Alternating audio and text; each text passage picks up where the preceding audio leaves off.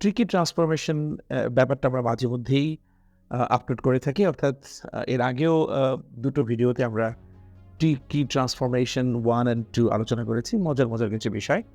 Negatives করার ক্ষেত্রে এখনো সেটাই করব। মাঝে মধ্যে আমরা এটা আসলে ইনক্লুড করব। আজকে একটা ডিফারেন্ট একটা সেন্টেন্স দেখাই আপনাদেরকে। He is on the 2nd floor. এই সেন্টেন্সটাকে নেগেটিভ করতে হবে। তাই তো? ট্রান্সফরমেশনের ব্যাপারটা তো আমরা জানি। অর্থ চেঞ্জ করা যাবে না। অর্থাৎ ভদ্রলোক 2nd ফ্লোরেই থাকবেন। অর্থ চেঞ্জ করার কোনো সুযোগ নাই।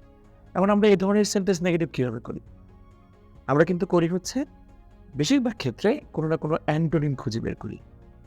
He is a good boy, he is not a bad boy. তো যেহেতু ব্যাড বয় না গুড, এই ধরনের সেন্স আমরা নিয়ে আসার চেষ্টা করি। তো এখানে আমরা কি করব? এখানে কি আমরা লিখব he is not on the 2nd floor? সেটা তো কনভার্সন হয়ে যাবে, অর্থ বদলে যাবে। বা যদি লিখি he is not on the 1st floor, তার মানে সে 1st ফ্লোরে নাই, এর মানে তো সে 2nd ফ্লোরে, এটা বোঝায় না। সে 3rd ফ্লোরে হতে পারে, 5th ফ্লোরে হতে পারে, গ্রাউন্ড ফ্লোরে হতে পারে। সুতরাং সেটাও লেখা যাচ্ছে না। তাহলে এই ধরনের সেন্টেন্স কিভাবে নেগেটিভ করা যায়? এগুলো একটু ব্যতিক্রমী, আপনাকে মনে রাখতে হবে।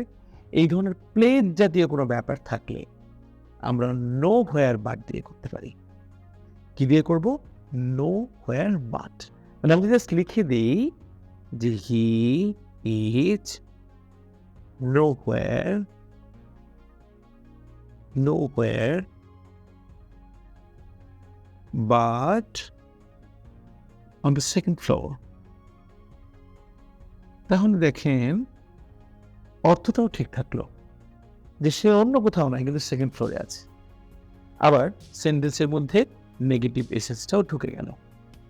তার মানে আমরা যদি এই ধরনের প্লেগ জাতীয় কোনো বিষয় দেখি, সেখানে আমরা কিভাবে নেগেটিভ করব?